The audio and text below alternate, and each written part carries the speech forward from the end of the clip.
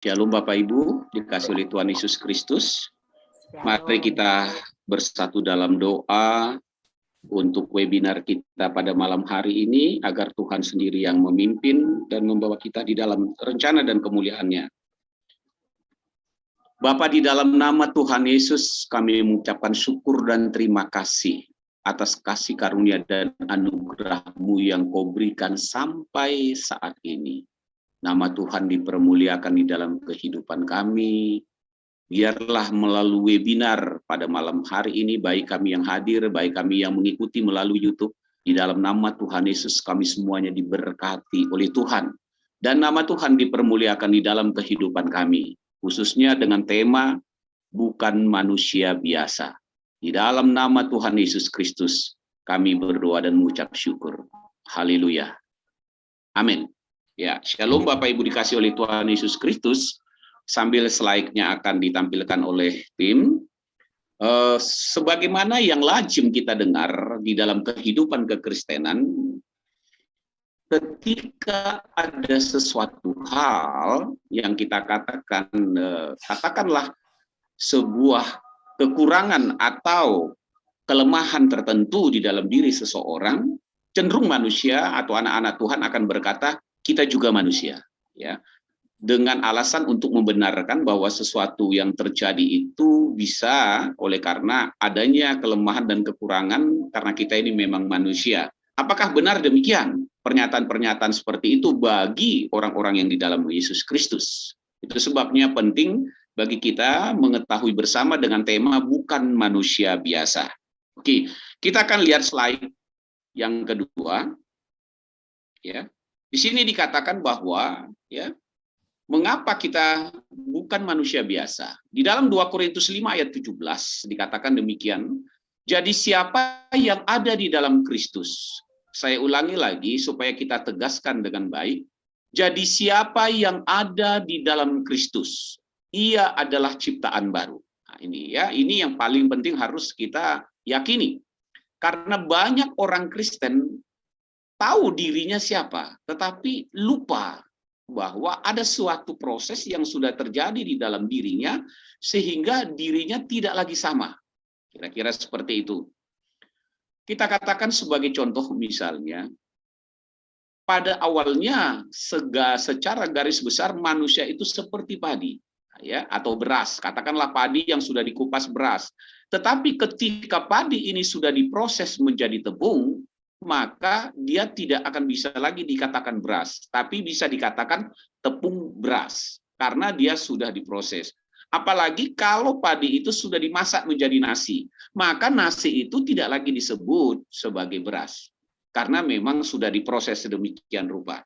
Nah, hal ini yang perlu kita yakini tentang diri kita dalam kehidupan kita sehari-hari sebagai anak-anak Tuhan. Nah, saya lanjutkan membacanya. Jadi ciptaan baru yang lama sudah berlalu, sesungguhnya yang baru sudah datang. Nah, kesan sempitnya seakan-akan menyatakan bahwa gitu ya, ini berbicara tentang masalah dosa sudah ditebus dan sebagainya, ya, dan lain-lain. Apakah memang demikian? Kadangkala itu menjadi gagal walaupun benar karena ya, penilaian terhadap dirinya masih seperti manusia biasa, gitu ya. Sehingga akhirnya tidak termotivasi lebih jauh untuk mewujudkan apa yang Tuhan inginkan. Nah, di dalam Yohanes 3 ayat 3, ketika Tuhan Yesus berdialog dengan Nikodemus, ya, dia berkata bahwa aku berkata kepadamu, gitu ya, sesungguhnya jika seorang tidak dilahirkan kembali, ia tidak dapat melihat kerajaan Tuhan. Jadi ada proses kelahiran kembali. Nah, ketika sudah dilahirkan kembali, maka manusia biasa ini menjadi bukan manusia biasa. Nah, itu artinya. Ya, jadi manusia yang biasa tadi setelah dilahirkan kembali, dia bukan manusia biasa. Nah, di dalam 1 Petrus 1 ayat 23, karena kamu telah dilahirkan kembali bukan dari benih yang fana, tetapi dari benih yang tidak fana oleh firman Tuhan yang hidup dan yang kekal. Jadi ada dua ciri khas gambaran besar manusia di dunia ini, yaitu manusia biasa dengan kriteria-kriteria tertentu, dan kedua adalah manusia yang bukan biasa. Bukan manusia biasa, ini juga ada tingkat-tingkatannya. Tetapi pada malam hari ini kita hanya menyorot, benarkah orang-orang yang di dalam Kristus, orang-orang yang sudah percaya pada Kristus adalah bukan manusia biasa. Mengapa hal ini penting? Agar di dalam kehidupannya sehari-hari, dia bisa menanamkan hal itu. Bahwa saya bukan lagi manusia biasa seperti yang sebelumnya. Ya, nah kita akan melihat bukti bukan manusia biasa. Nah, puji Tuhan ya. Bukti bukan manusia biasa. Yang pertama itu adalah ya, saudara dan saya sudah dipilih jadi anak Tuhan. Artinya tidak semua orang bisa jadi anak Tuhan. Hanya orang-orang yang dipilih yang menjadi anak Tuhan. Nah, orang-orang yang sudah dipilih pun kadang tidak merespon, sehingga dia tidak menjadi anak Tuhan. Karena apa? Dia menolaknya dengan segala hal, dia menolaknya oleh karena telah menerima pengajaran-pengajaran yang baru tentang hidup ini. Ya, itu sebabnya dikatakan di dalam Efesus 1 ayat 4-6 kita baca demikian. Sebab di dalam Dia, yaitu di dalam Yesus Kristus, Tuhan telah memilih kita sebelum dunia dijadikan supaya kita kudus dan tak bercacat di hadapannya. Wow, ini saya katakan ya, sudah dipilih sebelum dunia dijadikan. Nah, ayat 5, dalam kasih Ia telah menentukan kita. Saya tekankan di sini, dalam kasih Ia itu Tuhan telah menentukan kita dari semula oleh Yesus Kristus untuk menjadi anak-anaknya sesuai dengan kerelaan kehendaknya, supaya terpujilah kasih karunia-Nya yang mulia yang dikaruniakannya kepada kita di dalam Dia yang dikasihinya. Jadi orang-orang, saya katakan manusia-manusia yang sudah menerima Yesus Kristus itu nanti ya, itu menjadi anak-anak Tuhan, sehingga mereka bukan lagi manusia biasa, gitu ya. Nah, ini yang perlu kita lihat. Itu sebabnya dikatakan selanjutnya di dalam Yohanes 1 ya, ayat 11, Ia yaitu Yesus Kristus ketika Dia datang kepada milik kepunyaannya, yaitu manusia-manusia yang diciptakannya, tetapi orang-orang kepunyaannya itu tidak menerimanya, gitu ya. Jadi Yesus datang kepada semua umat ciptaannya, bukan hanya kepada bangsa Israel, kepada semua ciptaannya. Tetapi ada yang khusus di ayat 12.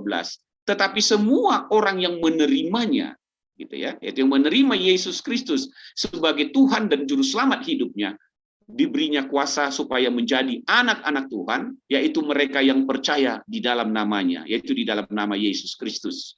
Sehingga kita bisa mengetahui bahwa setiap orang yang belum menerima Yesus Kristus, belum mengakui Yesus Kristus sebagai Tuhan dan Juru Selamatnya, bukanlah anak-anak Tuhan, manusia biasa. Kira-kira gitu. Tetapi bagi mereka yang sudah menerima Yesus sebagai Tuhan dan Juru Selamat, bukan manusia biasa, karena mereka adalah anak-anak Tuhan. Nah, ayat 13 dikatakan, yaitu orang-orang yang diperanakan bukan dari darah atau dari daging, bukan pula secara jasmani oleh keinginan seorang laki-laki, melainkan dari Tuhan. Haleluya. Ini tadi dilahirkan kembali menjadi ciptaan baru, yang lama sudah berlalu.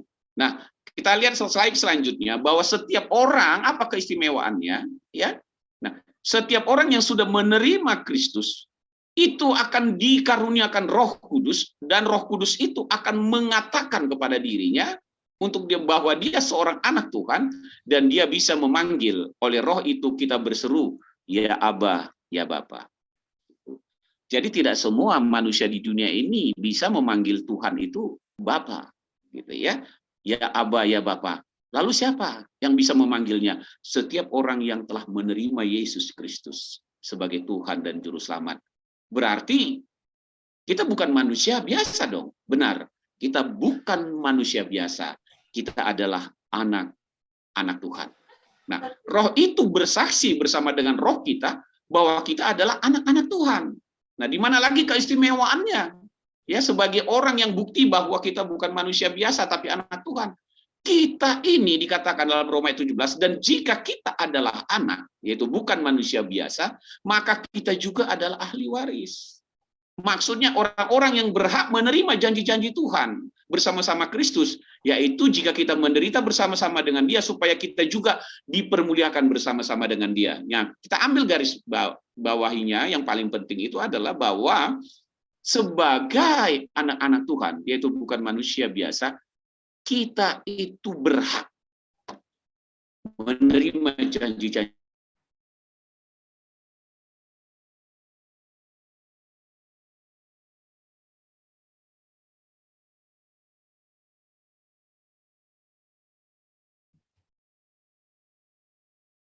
Hilang suara.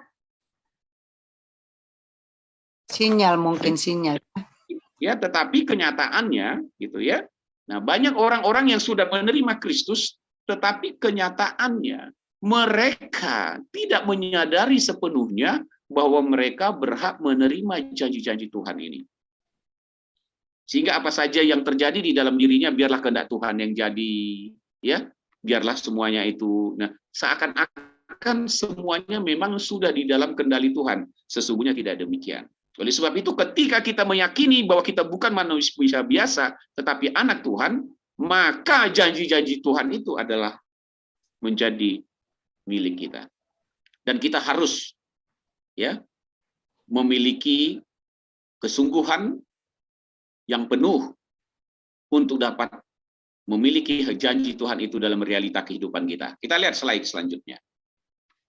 Ya. Nah, sebagai bukan manusia biasa, buktinya juga dikatakan bahwa hanya orang-orang Kristen yang mengaku Yesus adalah Tuhan dan Juru Selamatnya sebagai anak-anak Tuhan yang disebut warga dari kerajaan surga. Luar biasa. Ya, Filipi 3:20 dikatakan karena kekeluargaan kita adalah di dalam surga. Dan dari situ juga kita menantikan Tuhan Yesus Kristus sebagai Juru Selamat yang akan mengubah tubuh kita yang hina ini sehingga serupa dengan tubuhnya yang mulia menurut kuasanya yang dapat menaklukkan segala sesuatu kepada dirinya. Ini luar biasa sekali. Ya, luar biasa sekali. Bahkan Tuhan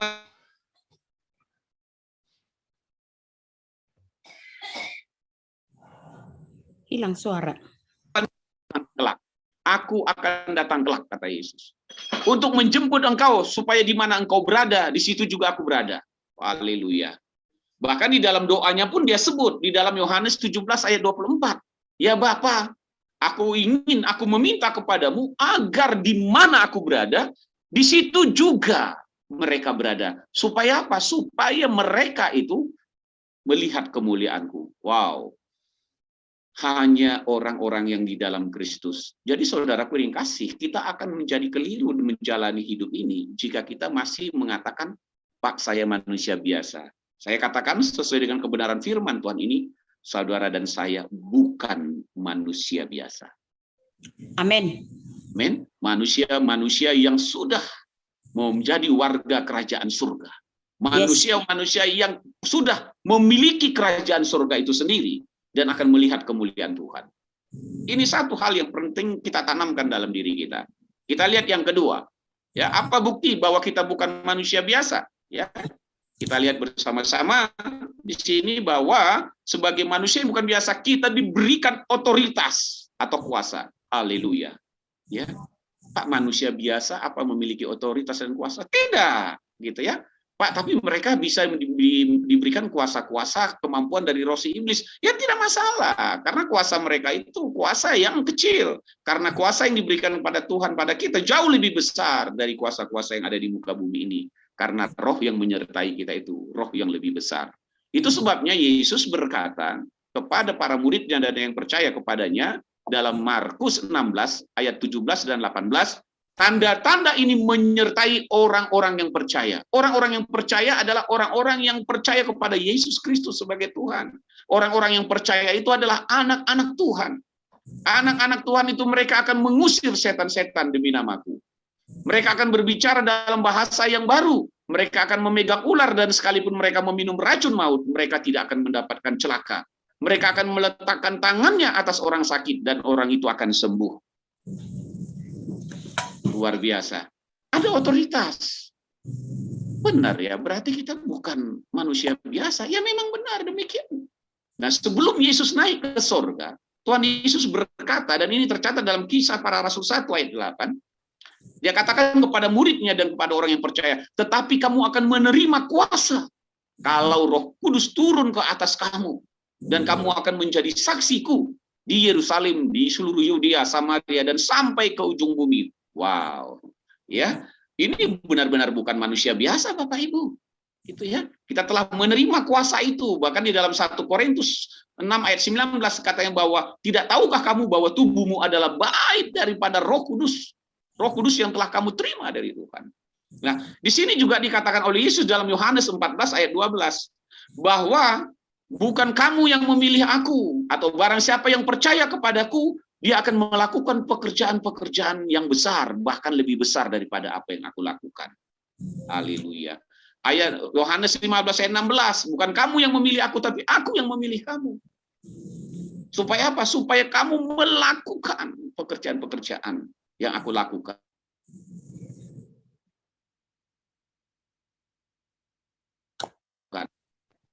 Ini dinyatakan oleh Yesus kepada semua orang yang percaya kepadanya, yang waktu itu diwakili oleh para muridnya, ya, dan orang-orang yang bersama dengan mereka pada saat itu. Nah, Bapak Ibu, sebagai bukti bukan manusia biasa, yang ketiga itu adalah Tuhan memberikan kepada kita kemuliaan. Ya. Jadi manusia biasa itu ada tercatat di dalam Roma 3 ayat 23. Itu manusia biasa, ya. Karena semua orang telah berbuat dosa dan telah kehilangan kemuliaan Tuhan. Ini manusia biasa, ya. Tetapi ketika kita di dalam Kristus, kita telah menerima kemuliaan itu karena Yesus bilang, Yohanes 17 ayat 22, dan aku telah memberikan kepada mereka kemuliaan yang engkau berikan kepadaku. Haleluya. Ya, Tuhan. Ini buktinya.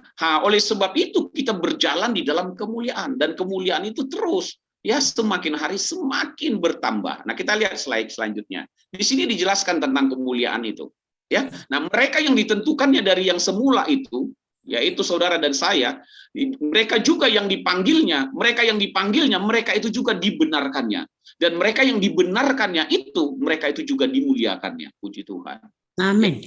Haleluya. Dan berarti saya bukan manusia biasa dong, Pak. Iya, karena saudara dan saya bukan manusia biasa yang akan terus dimuliakan oleh Yesus, dibenarkannya, ya. Dan kemuliaan saudara terus dirubah menurut gambarnya. Nah, di dalam 2 Korintus 3 ayat 18 dia dikatakan demikian, dan kita semua mencerminkan kemuliaan Tuhan dengan muka yang tidak terselubung. Dan karena kemuliaan itu datangnya dari Tuhan yang adalah roh, dan roh itu tinggal beserta dengan saudara dan saya, maka kita diubah menjadi serupa dengan gambarnya dalam kemuliaan yang semakin besar. Amin.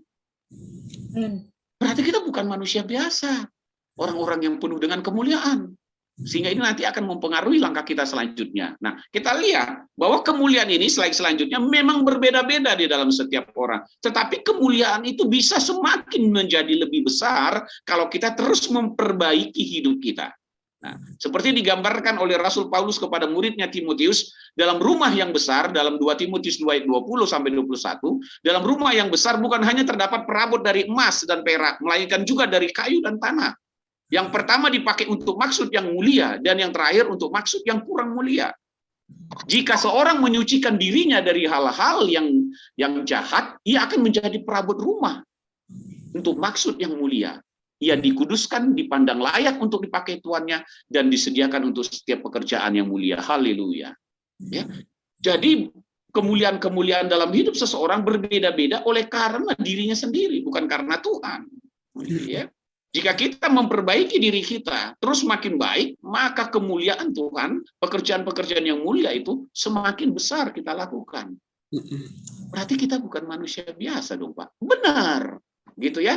Nah, ini beruntun ya. Jadi 1, 2, 3 itu nggak bisa kita rubah-rubah semuanya. Pertama kali kita anak Tuhan diberikan otoritas, lalu kemuliaan. Nah, yang keempat. Nah, ya, kita lihat yang keempat. Kita lihat slide yang keempat ini. Yang keempat inilah bukti kita bukan manusia biasa. Yesus tidak akan berkata hal ini kepada manusia biasa. Hal ini hanya dikatakannya kepada manusia yang bukan manusia biasa, yang sudah menjadi anak-anaknya, yang sudah diberikannya otoritas dan kemuliaan. Dia katakan kepada murid-muridnya, kepada saudara dan saya, kamu adalah garam dunia. Haleluya. Ya, ini nggak mungkin bisa disampaikan kepada manusia biasa yang belum terima Yesus. Dan dikatakan Yesus lagi kembali, kamu adalah terang dunia. Gitu loh.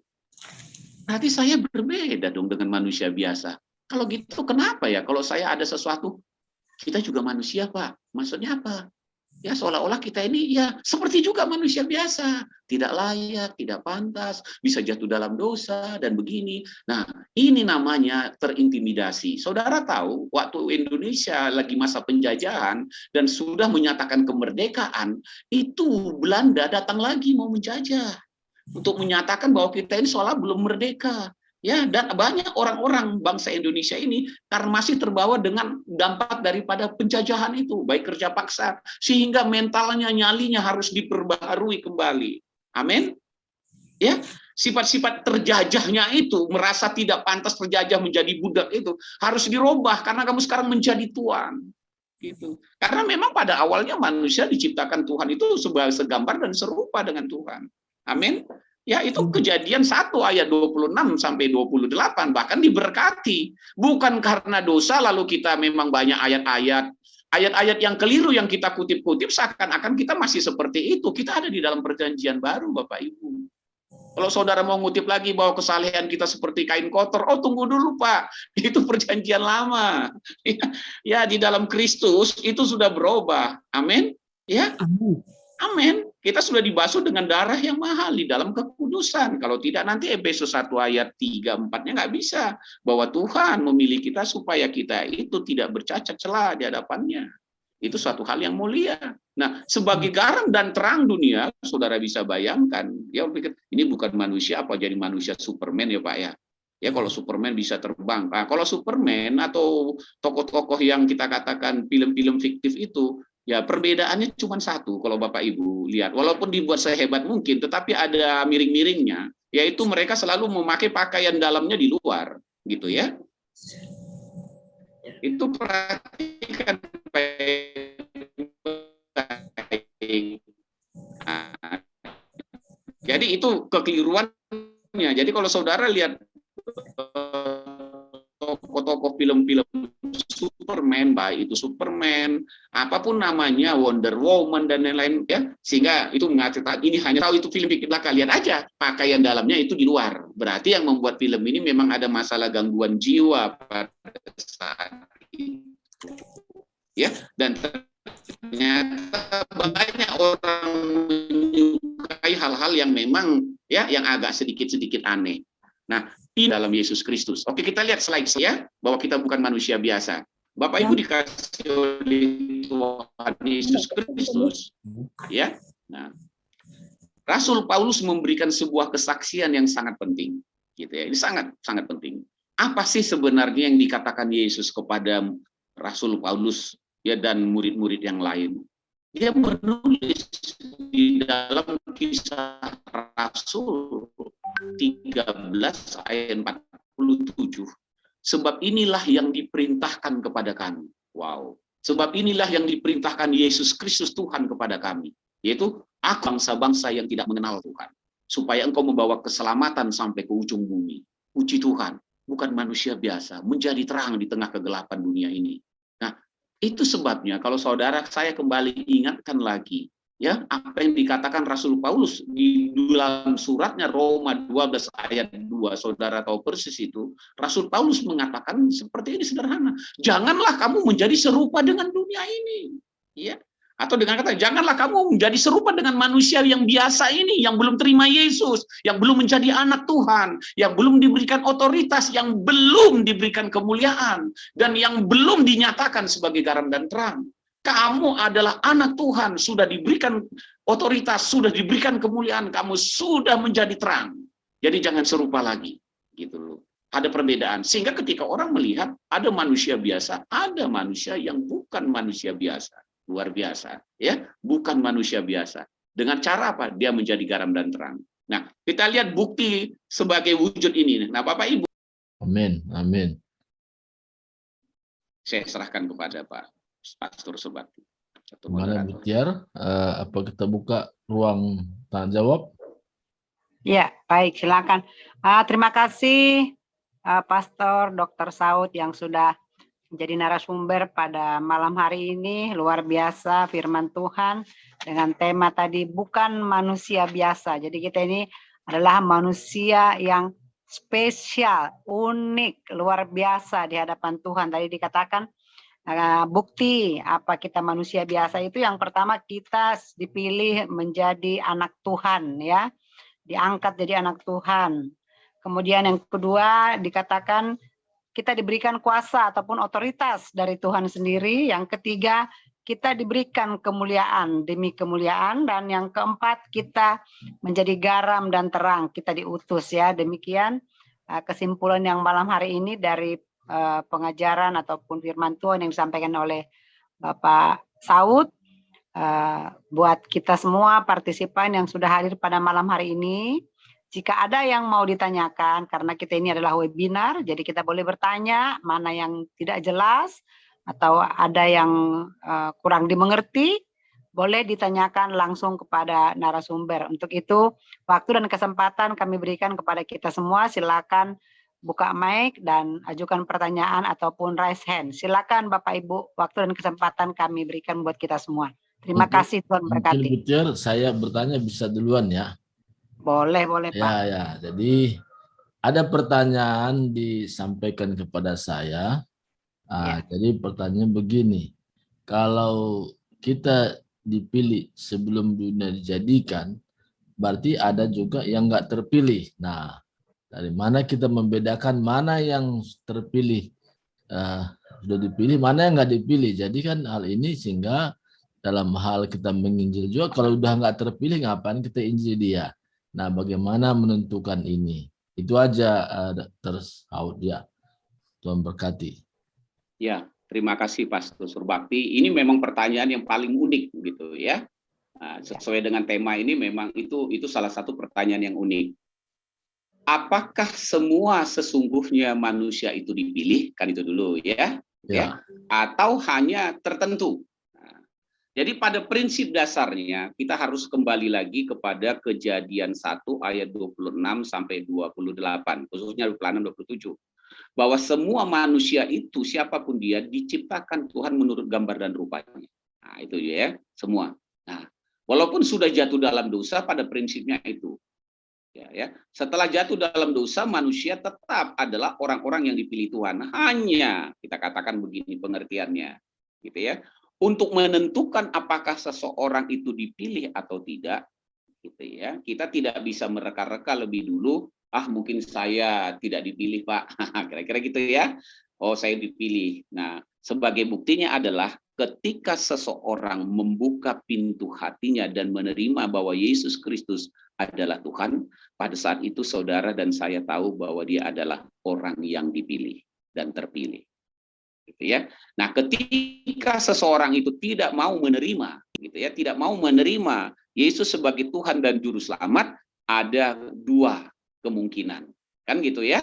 Dia memang dipilih, tetapi dia masih terikat oleh sesuatu pandangan. Sebelum keterikatan itu dilepaskan, gitu ya, dia belum bisa menetapkan. Tetapi ketika tipe yang ini masih terikat, baik udah oleh pengajaran, oleh kuasa-kuasa yang lain, gitu ya, sudah dilepaskan, tetap dia mengatakan saya tidak mau menerima Yesus sebagai Tuhan dan Juru Selamat, berarti dia bukan orang yang dipilih. Jadi itu yang membuktikan nanti dia terpilih atau tidak, gitu ya. Ketika dia menerima. Jadi setiap orang yang menerima. Lalu saya kembangkan lagi, Pak, bagaimana ketika orang yang sudah dipilih menerima Yesus Kristus, ternyata dia kembali lagi meninggalkan jalan Kristus. Ini namanya menyia-nyiakan, gitu ya, pilihannya. Karena manusia diberikan kehendak bebas. Dia sudah dipilih, tetapi dia ya akhirnya melepaskan. Apa alasannya? Ya, itu kita kembalikan kepada manusianya masing-masing. Jadi pada prinsipnya gitu ya, kita katakan secara umum dulu gitu ya, bahwa semua orang dipilih. Nah, untuk membuktikannya mana yang dipilih atau tidak adalah ketika dia menerima Yesus. Gitu ya. Nah, bagaimana dengan orang-orang Kristen yang dia adalah garis-garis keturunan? Karena dia kan keturunan, ya itu keturunan orang yang terpilih. Ya, tetapi ada juga dari orang-orang yang keturunan terpilih ini pada akhirnya dia meninggalkan panggilan ya pilihan tersebut. Kan gitu. Ya. Nah, selanjutnya Pak, membuktikan bahwa dia adalah orang yang dipilih, dia tidak berhenti di situ. Kita kembali misalnya ke Roma 8 ayat 29 sampai 30. Bahwa orang-orang yang dipilihnya itulah yang dipanggilnya untuk menjadi serupa dengan gambar anaknya. Jadi gitu ya. Anda dipilih dan saya, tetapi Anda mau nggak dipanggil gitu ya? Dipanggil untuk menjadi serupa dengan gambar Kristus. Nah, kalau kita mau mengikuti panggilannya itu artinya kita meninggalkan gitu ya, segala kebiasaan-kebiasaan buruk yang ada di dalam diri kita untuk dirubah menjadi gambaran Kristus. Kira-kira begitu. Jadi nggak boleh berhenti bahwa dia hanya dipilih menjadi anak Tuhan, tetapi kan nanti dalam perjalanannya akan dilihat, ini kok dia anak Tuhan, orang Kristen, kok kelakuannya begini, kan gitu kan?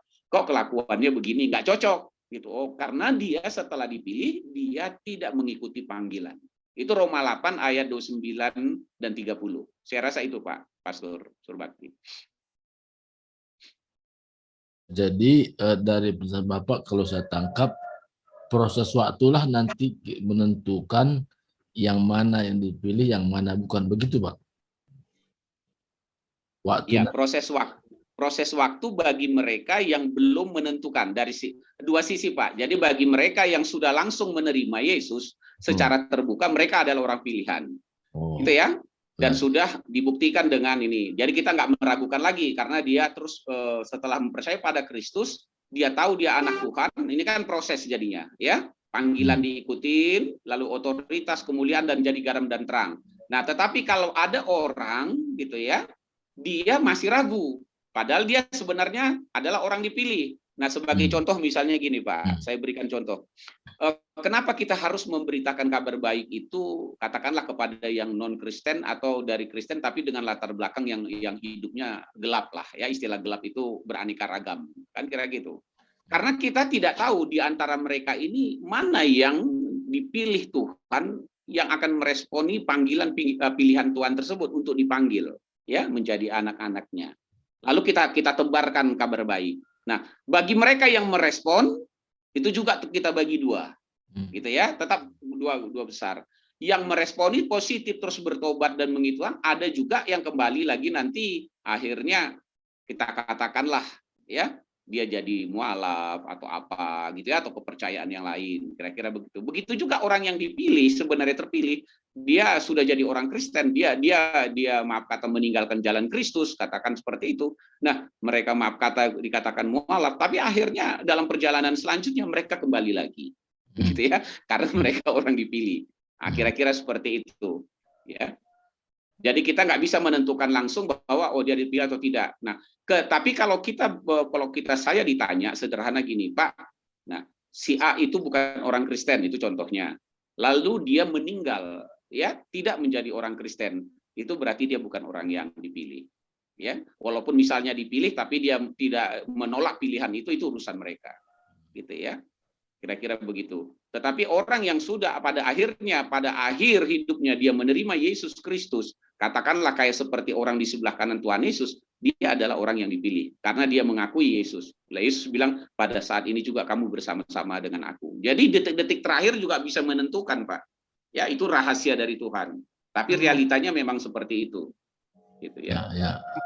Oke, Pak, terima kasih. Berikan kepada yang lain dulu lah. Oke, ya baik. Ada lagi Bapak Ibu yang mau bertanya, silakan.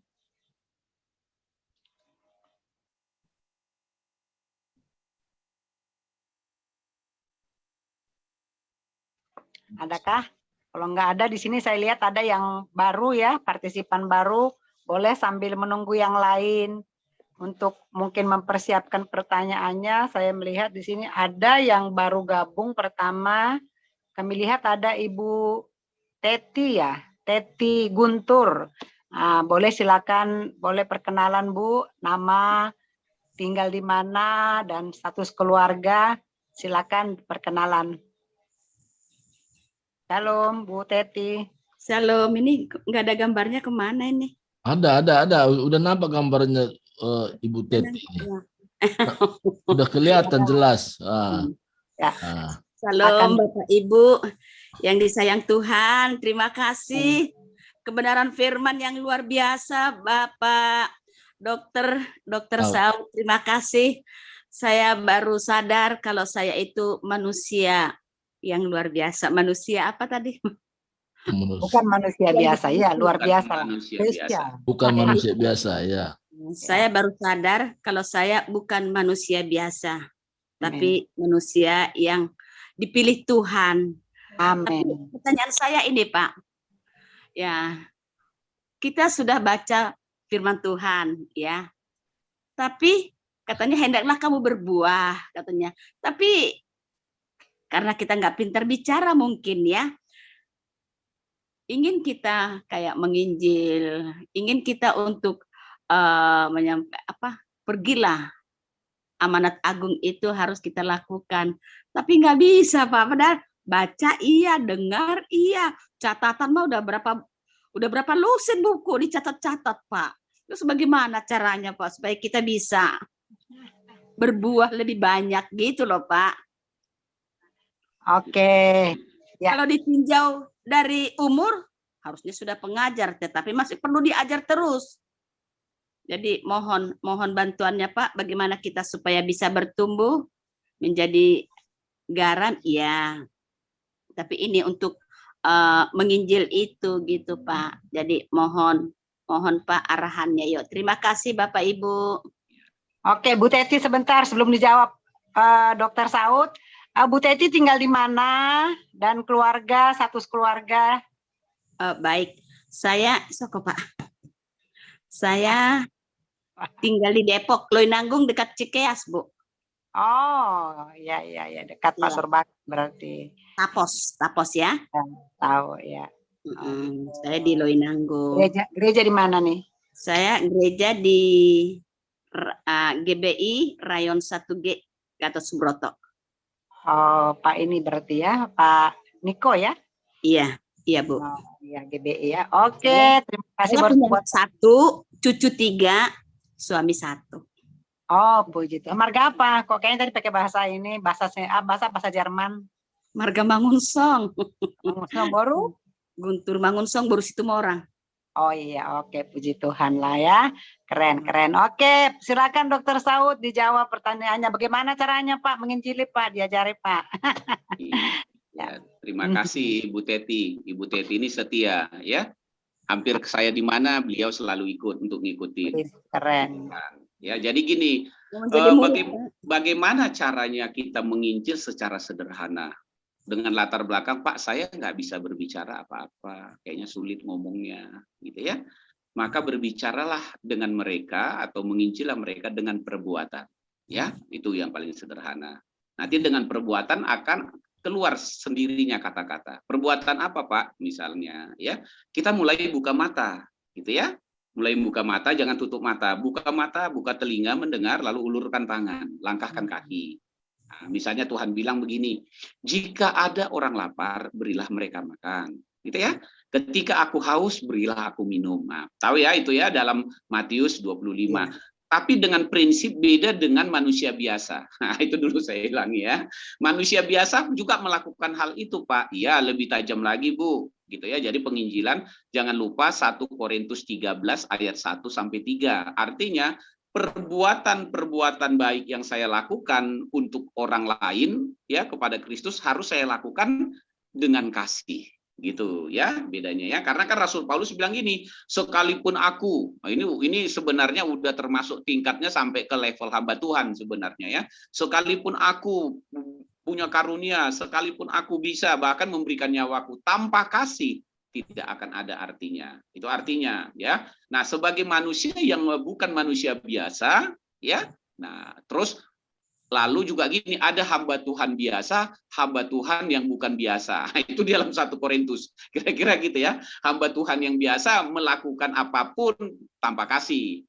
Jadi kalau apa-apa, walaupun dia ada karunia, ada sedikit nanti bisa marah, bisa begini, pokoknya bereaksi kecewa dia, terluka, terpukul, hamba Tuhan juga bisa begitu, gitu ya.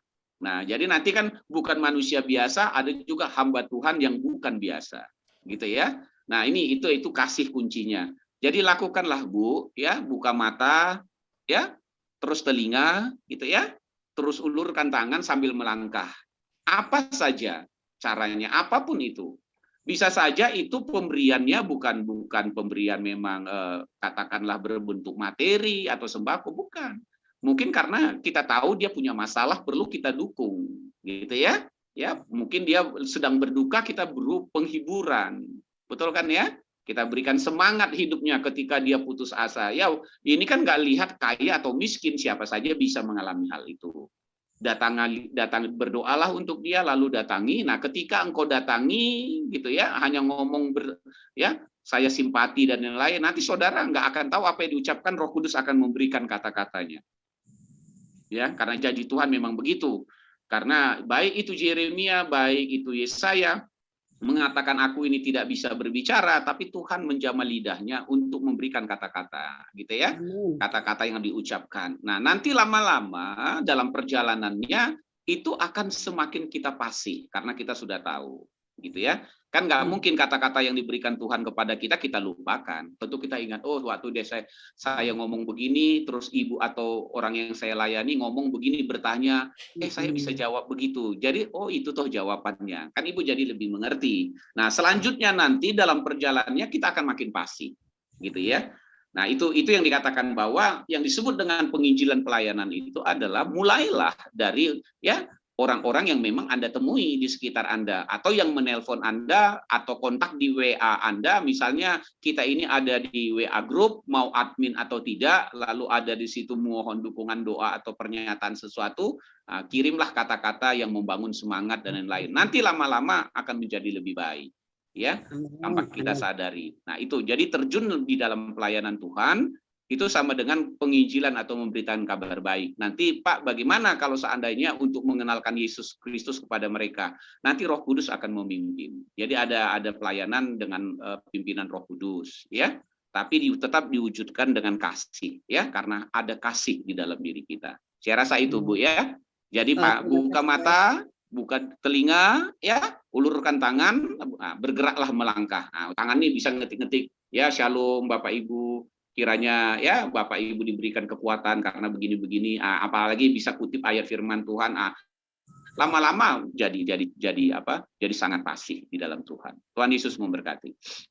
Terima kasih Dok. Itu sih sudah dilakukan Dok. Oke, ya berarti Ibu bukan manusia biasa, ya. Puji Tuhan. Ya. Terima kasih Dok. Bukan manusia biasa akan terlihat dengan perbuatan-perbuatannya, ya. Kata-katanya yang membangun. Tidak sama lagi dengan orang dunia. Karena dia tahu dia anak Tuhan, dia tahu dia diberikan otoritas, dia tahu ada kemuliaan Tuhan menyertai dia, dan dia menjadi garam dan terang, ya, atas perintah dan kasih Tuhan. Oke, kira-kira seperti itu. Baik. Terima kasih Dok. Oke, terima kasih. Ya, sudah cukup ya Bu Teti. Bu Teti, kalau tidak keberatan, boleh kami minta nomor kontaknya, nomor handphonenya? Baik. Nomor berapa Bu? 0812 Ya. 10 Ya. 797570. Coba diulangi sekali lagi Bu. 0812 Ya. 10 Ya. 797570. Oke, makasih Bu Teti ya. Senang Oke. bisa bergabung, bisa join malam hari ini. Tuhan berkati, semangat terus ya Bu. Ya. Iya, Ibu Tiar baru purba. Thank you. Ya. Oke, ini tadi ada yang tepuk tangan, ada yang sudah ketawa. Nah, kita mau dengar apa komentar dia. Dengan nama Oporeno 7. Wis, keren ini namanya nih. Silakan Bapak atau Ibu kah? Silakan dibuka mikrofon dan juga ininya, kameranya biar kami lihat wajahnya, ya. Silakan mau perkenalan atau mau bertanya dengan Dokter Saud juga kami persilakan. Halo. Shalom. Yang Opo? Mungkin orangnya pemalu, tapi Gitu ya? kelihatannya saya mungkin kenal, tapi masih ragu-ragu. Kelihatannya Gitu dia ya. seorang ibu kali ya. Gitu. Saya tadi belum sempat lihat, atau mungkin ganti nama. Kan ada juga begitu, benar karena malu ganti nama. Tadi itu seorang ibu, terus namanya langsung diganti itu. Ibu Lydia pintar. Ya, shalom Ibu. Nggak bersedia berkenalan sama kita, nggak nyesal. Nggak nyesal ya kan. Oke, kalau tidak ada, sambil dia mungkin lagi bersiap-siap, Ada Ibu Yuli Sembiok. Tadi saya lihat Yuli Sembiok namanya. Salam Bu Yuli. Shalom, Ya, silakan Bu. shalom, Kenalan, Budiar. apakah ada komentar Shalom, Pak ataupun Rasman. Shalom. Buat ya kita shalom. Belum buka kameranya Bukan, saya itu lihat. videonya Mas Joko. tadi sudah kelihatan semua. Ini sih. udah kenal kita, Pak. Ya, ada yang belum kenal Bu. Ini. Oke, Ibu shalom. dari Palu. Iya, betul. Oke. Shalom. Ya, saya Bu Yuli Ya. Sintia. Saya dari Bekasi. Dekat-dekatan sama gereja Dr. Saud sih sebenarnya. Iya. Haleluya. Ya, saya dari saya biasa bergereja di gereja GTI Tiberias yang di Iya. Giant, Bekasi. Kemudian saya berkeluarga, suami saya orang Batak, marga Siombing. Saya mungkin ada yang kenal di sini, Bapak Yohanes Siombing, Pendeta Yohanes Siombing itu adik ipar saya. Begitu. Ya, saya punya anak 4, punya cucu 1, itu aja. Oh, udah grandma juga ya, tapi masih cakep-cakep. Amin. Ya. Setiap Luar pagi biasa. saya ada di grup Jeremia Prayer Ministry. Jadi kalau Bapak Ibu ada waktu untuk masuk, boleh masuk di ibadah pagi kami di JPM, ya, Jeremia Prayer Ministry. Ya. Demikian dengan ketuanya Ibu Jacqueline Daniel. Ya. Oh. Terima kasih. Oke, terima kasih buat perkenalannya Ibu. Salam kenal ya. Senang bisa bergabung. Ada yang mau ditanyakan Ibu Yuli? Tidak Ya, ada? sementara belum. Oke, Tuhan berkati Bu. Salam buat Terima kasih, keluarga Bu. ya. Oke. Ya. Ada yang mau bertanya? Ini ada Ibu Marwati, udah kenal Bu ya? Ya, belum. Ya, jika Hmm. tidak ada, kami mau perkenalan dengan Ibu Marwati. Silakan Bu Marwati. Kita mau kenal nama, alamat, keluarga, dan gereja di mana. Silakan Ibu. Shalom Bu Marwati. Bisa Salam dengar Bu, suara kami? selamat malam. Ya, silakan. Salam dan saya dari Padang, asli orang Nias. Ya. Sekarang saya ikut suami di Padang. Ya. Ya, saya baru gabung tadi Bu, mungkin sekitar 5 menit yang lalu. Ya. Ya, saya mengikuti aja dulu ya Bu ya. Oke. Maaf videonya, maaf kameranya nggak bisa dibuka karena posisi lagi baring. Oh gitu. Oke deh, nggak apa-apa. Berapa putra-putri Makasih ya, Bu Bu. Marwati? Bagaimana Bu? Putra-putri berapa? Anak 1 Bu, laki-laki. Oh gitu. Oh, Ibu yang orang Nias, Ibu apa suami? Saya sendiri Bu, suami kalau orang suami? Jawa. Iya. Orang mana? Suami orang Jawa tinggal di Padang, Pasaman. Oh gitu. Kirain tadi orang Padang juga suaminya. Wajahnya belum kelihatan Bu Tiar. Agak dibuka katanya Pak. Ada gangguan teknis Pak, nggak apa-apa. Ya, oke deh. Makasih Bu Marwati sudah bisa bergabung. Senang bisa gabung ya pagi ini lagi, malam ini. Oh, berarti besok pagi datang di saat teduh ya. Nomor kontaknya ada Bu Marwati? Nomor teleponnya? Iya, nanti saya cantumkan di chat ya. Oke, silakan. Oke, makasih. Ya, ada lagi ini Bapak atau Ibu, tadi saya lihat sih anak kecil. El Patipelohi. Ya. Shalom, Bapak atau Ibu kah? Silakan perkenalan. Shalom, Bapak, Ibu. Shalom Ibu, selamat malam semua. Malam, silakan Bu, perkenalan Bu, dari mana? Nama saya Leoni, L itu Leoni. Leoni Patipelohi. Oh, Leoni, ya. Sebentar Ibu saya buka. Oke. Sebentar ini ke belakang. Nah inilah saya. Nama saya Leoni Patipelohi, salam kenal semuanya. Oh iya, oke. Iya, Ya, salam kenal, Bu. saya Tinggal di mana, seorang Bu? oma. Hah? Saya Tinggal di tinggal di mana? daerah Cakung, Ibu. Oh, dekat. Iya, Iya, iya. saya seorang oma, punya putra 1, putri 2. Jadi 3 semuanya. Kemudian saya punya cucu 5. 5 Ih, orang. Wah. Ya, paling banyak ya Ibu-ibu ya. Masih cantik, masih Luar muda. biasa, Oma. itu namanya berkat Tuhan ya Bu ya. Mungkin saya paling banyak ya punya cucu. Ya, belum tentu juga. Nanti kita tanya ya, Bu. Jadi aja lagi langsung bilangnya. Iya. Iya. Saya Oke, senang, kebetulan Ibu. satu Gereja di mana, Bu? grup. Saya di gerejanya sih di GPIB, tapi saya sering ke Grow juga. Oh, iya. Ya, begitu Ibu. Nah, perkenalan saya itu aja. Oh, ada Baik, terima satu kasih. mungkin Ibu Bapak juga mengenal salah seorang anak saya. Anak saya yang bernama Jonas Rivanowati Mena. Ada yang pernah dengar nama itu, Bu? Ya, Bapak Jonas ya. yang Oh. mana, Bu? Ada yang tahu Jonas Menikah Rifano? sama Asmiranda. Nah, itu siapa yang ngomong itu? Ya, Iya. saya. Oh, ibu mertuanya Asmiranda. Ya, saya. Oh, Kumarwati, oke. Ya, saya. Pastor. Kemudian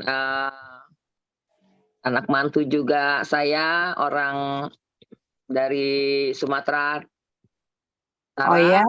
Yaitu Doni Sibarani. Mungkin Bapak Ibu juga pernah dengar penyanyinya Ada Band atau vokalisnya Ada Band. Itu mantu saya. Ya, sekedar itu aja Bu ya, bukan untuk sombong, tapi maksud saya kalau ketemu di jalan jangan segan-segan, sungkan-sungkan untuk menegur saya. Oke, terima kasih Bu Salam Leoni. sehat Tuhan semua. berkati ya, ya. Tuhan berkati semuanya. Baik, ya, terima kasih. Tuhan berkati. Oke. Amin. Silakan Ibu. Ya, sama-sama. Baik. Berikutnya tadi yang Oppo belum bisa bersedia ya. Ya. Baik, Bapak Ibu, masih ada yang mau bertanya kah? Saya boleh bertanya, Dokter? Oh, boleh. Yang lain sudah meyakini bahwa ternyata saya ini bukan manusia biasa. Jadi nggak boleh begini lagi gitu ya. Harus hebat-hebat gitu. Iya. Harus jadi hebat. Iya. Oke, saya mau bertanya nih Dokter. Jadi tadi saya juga ya makin diteguhkan lah ya malam hari ini bahwa kamu itu bukan manusia biasa karena kamu sudah dipilih, sudah diberikan kuasa, ya kan, dan juga diberikan kemuliaan ya. Kemudian disuruh menjadi garam dan terang. Nah, tapi saya mau lihat dari sisi berbeda yang mau saya tanyakan begini. Di dalam kita katakanlah bergereja ya. Jadi setelah tadi dipilih, katakan kita sudah seseorang itu katakan sudah mengenal Tuhan, kemudian dia sudah dibaptis, sudah dipilih, dan dia sudah ya mengikut Tuhan lah seperti itu ya. Nah, namun tadi masalah proses otoritas sampai kemuliaan dan juga sampai pengutusan itu tadi ya. Saya pikir ini tidak bisa berjalan begitu saja. Otomatis berarti ada tanggung jawab gereja, katakanlah ya seperti itu ya, atau gereja ataupun katakan kita yang sudah membawa seseorang itu, mengenalkan seseorang itu, ya kan, kepada Tuhan Yesus.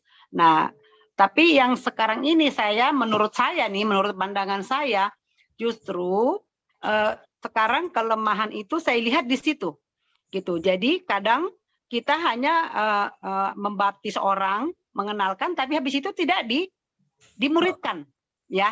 Tidak dimuridkan gitu. Jadi sehingga bisa kembali lagi. Saya melihat seperti itu gitu kan.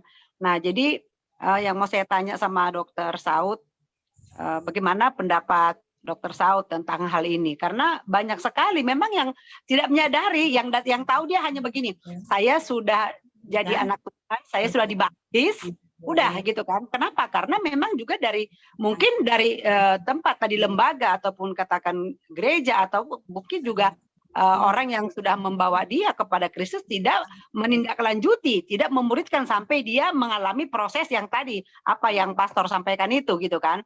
Nah, jangankan itu, saya sering ketemu di lapangan itu suami istri.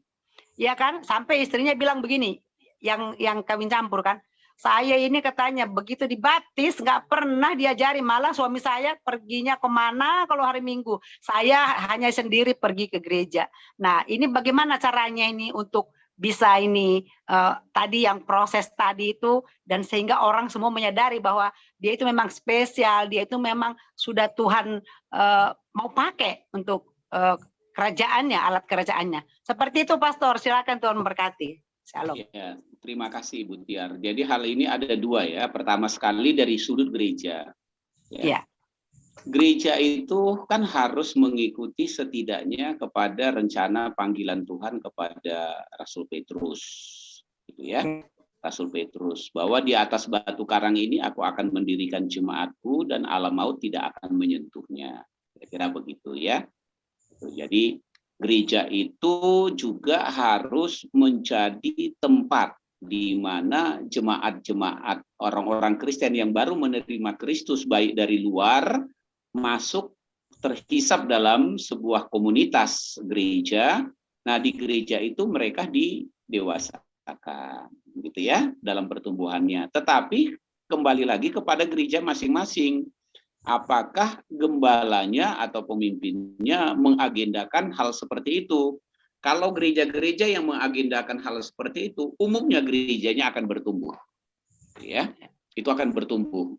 Komunitas pun akan bertumbuh. Misalnya termasuk dunia maya seperti ini pun akan bertumbuh kalau udah mengikuti panduan-panduan itu. Karena apa? Karena awalnya lama-lama orang kan ingin lihat dulu. Saya masuk gereja ini diapain kira-kira ya, atau apa yang akan terbentuk. Nah, ketika dia tidak mendapatkan sesuatu pertumbuhan, dia akan tergoda untuk mengikuti di tempat lain dong. Ya. Gitu, karena rasa hausnya, sehingga dia bisa saja akhirnya dia lebih berat ke tempat yang lain karena di tempat lain itu ada pembentukan. Jadi pernyataan-pernyataan hamba Tuhan mengatakan gini bahwa gereja itu sama, itu salah gitu ya. Itu biasanya gereja-gereja yang tidak yang tidak memiliki warna yang jelas. Yang gereja itu tidak sama gitu ya. Karena para pemimpinnya itu yang akan menentukan dengan timnya bagaimana proses jemaat di situ yang dari belum terbentuk jadi janin, lahir, bayi, terus bertumbuh menjadi dewasa. Apakah itu melalui media pemuritan atau apa? Mereka ini yang kalau mereka melakukan ini biasanya di situ akan menerima lawatan-lawatan dan orang-orang yang dibentuk pun akan berdampak banyak keluar. Karena akan banyak mereka menjadi garam dan terang, lalu mengajak orang lain, ya menjadi terang-terang yang akan membawa orang lain dan mereka dimurnikan. Nah, kalau tidak, kalau hanya oleh karena gereja-gereja hanya dengan kekuatan keuangan, ekonomi dan lain-lain, itu juga suatu saat akan ditinggalkan karena buahnya nggak mereka dapatkan, gitu ya. Jadi mereka akan bilang nih karena pengalaman saya 42 tahun di gereja-gereja, saya bilang gini, ya di tempat di sini Pak saya dapat dari segi materi. Misalnya materi itu artinya sembako karena dia ekonominya gitu ya, ada kendala ekonomi. Tetapi di gereja lain saya mendapatkan pengajaran sehingga saya dewasa. Nah, kalau ditanya kalau kamu beratnya di mana, saya sebenarnya berat di mana saya didewasakan. Ya, tapi karena di gereja saya di tempat saya itu belum begitu kuat perekonomiannya gitu ya. Jadi kaki saya satu di gereja ini, kaki saya satu di gereja sana gitu ya. Nanti kalau gereja yang kuat itu mendewasakan, saya akan di situ karena di situ juga sudah memberikan saya apa yang saya dicukupi dan lain-lain. Karena memang gereja kan harus tempat pemulihan, tempat pemeliharaan ya. Kira-kira begitu Bu ya. Jadi pertumbuhan. Nah, begitu juga semua komunitas. Mau itu WA group, mau Zoom, itu harus mengagendakan ke sana. Sehingga setiap orang yang mengarah ke sana, mereka akan melirik. Karena mereka merasa akan masuk untuk dibentuk, ya akan diarahkan menjadi dewasa, baru nanti mereka berdampak. Gitu ya. Nah, ini yang harus ditanamkan. Karena apa? Karena garam itu harus terjadi getok tular dan pelipat gandaan, terang juga harus menjadi getok tular dan juga pelipat gandaan. Getok tular tahu ya? Ya. Getok tular itu istilah marketing itu bahasa Jawanya itu dia mempromosikan. Kira-kira gitu, ya. Jadi kalau dia rasanya nggak enak, dipromosikannya juga nggak enak gitu, ya. Ah, nggak enak di sana, kenapa? Orangnya begini, ah gitu. Oh ya begitu. Ah masa sih? Oh benar juga, katanya gitu kan. Awalnya nggak mau percaya, setelah masuk, oh iya gitu ya. Nah kita jadi jangan heran hal seperti ini. Maka fokuslah. Jadi saran saya, sesuai dengan pertanyaan Ibu itu, kalau itu sebuah gereja, fokuslah untuk mendewasakan jemaat. Ya, karena istilah mendewasakan jemaat itu dari konteks manusia, mereka akan menikah. Betul kan, dan akan melahirkan keturunan dan sebagainya gitu ya. Nah itu jadi ini yang harus diperhatikan oleh setiap gereja pelayan Tuhan, baik itu yang onsite maupun yang online ya. Tuhan Yesus memberkati. Baik, terima kasih nih Dokter Saud ya. Ya kami mengerti. Baik, masih adakah Bapak Ibu? Ini ada nih yang baru, ini termasuk juga ini, masih adakah dia? Sani, tadi ada Sani dari Medan, masih adakah? Nah ini lagi nih. Oh, udah keluar dia, ternyata sudah keluar. Salam Bu Caroline dari Singapura. Salam. Bu Caroline, apakah ada pertanyaan? Shalom. Wah, nggak ada. Nggak ada lagi Bapak Ibu yang Oppo. Apakah ada yang mau bertanya? Saya boleh bertanya nggak ya? Boleh Dokter. Nanti yang jawab Karena Pak. begini, saya hanya memberitahukan kepada Bapak Ibu, gitu ya, bahan-bahan ini berkesinambungan. Ini lanjutan dari yang lalu. Nah, nanti yang ke depannya, oh kalau saya sudah bukan manusia biasa, Pak, apa yang akan saya lakukan? Nah, jadi lanjutnya begitu. Jadi saudara akan terlambat kalau memang ada pertanyaan dalam hati yang tidak diutarakan. Benar. Ya. Nanti menunggu pasti kan berarti 2 minggu lagi. Ya itu kan selalu saya bilang Pak Surbakti ya, kalau memang Tuhan masih berikan kehidupan dan kesehatan, ya jalan gitu ya. Nah tetapi saudara ingat baik-baik, saya tanamkan dulu di sini ya. Percayalah, saudara harus benar-benar percaya sepenuhnya tanpa ragu bahwa saudara bukan manusia biasa, ya. Itu harus. Sehingga jangan lagi sama sikap perilaku kehidupan kita dengan orang-orang dunia, gitu ya. Terus kedua, jangan lagi sama dengan orang-orang Kristen, istilahnya yang perilakunya juga masih belum.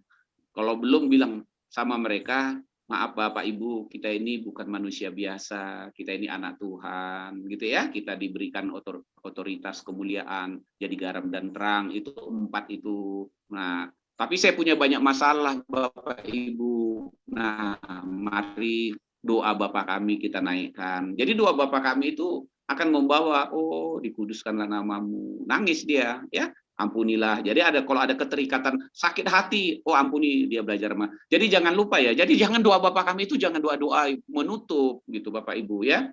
Jangan doa penutup, doa yang melengkapi. Bapa kami di surga, dikuduskanlah namamu, datanglah kerajaanmu. Itu nggak masuk gitu. Tuhan nggak ngajarin gitu. Gereja mungkin ngajarin begitu, tetapi awal-awalnya saya kasih tahu, awal-awalnya ya, gereja ketika menaikkan doa Bapa kami nggak seperti itu. Betul-betul ya diberikan pengertian, tetapi lama-lama jadi kebiasaan. Jadi seperti itu satu liturgi aja. Padahal doa Bapa kami itu punya kandungan yang sangat kuat. Bayangin saja dengan doa Bapa kami, ya manusia yang bukan manusia biasa ini, baik sebagai otoritas, kemuliaan, dan juga garam dan terang itu semakin dimurnikan, ya, semakin bercahaya karena doa Bapa kami. Lalu di hasilnya itu dengan amanat agung, ya, baik itu dengan perbuatan kasih dulu, baru nanti kata-kata. Tidak semua Bapak Ibu itu dipanggil untuk pergi menginjili ke daerah-daerah lalu meregang nyawa, enggak begitu ya. Nah, tetapi di tengah-tengah kita banyak orang-orang Kristen, khususnya juga orang Kristen yang hidupnya mereka masih jauh dari jalan Tuhan nah ini pun perlu saudara injili dengan cara menunjukkan teladan bahwa kita ini bukan manusia biasa, gitu ya. Gitu ya. Jadi penuh kasih. kok Bapak Ibu beda dengan yang saya lihat seperti yang lain gitu ya. Nah, itu dia karma abu, karena saya ini bukan manusia biasa. Aduh, sombong sekali katanya gitu ya. Nggak apa-apa. Memang bukan manusia biasa, karena kenapa bilang begitu? Karena kita ini anak Tuhan. Ya, jadi katakan dideklarasikan, ya, ada kekurangan uang, harus merespon.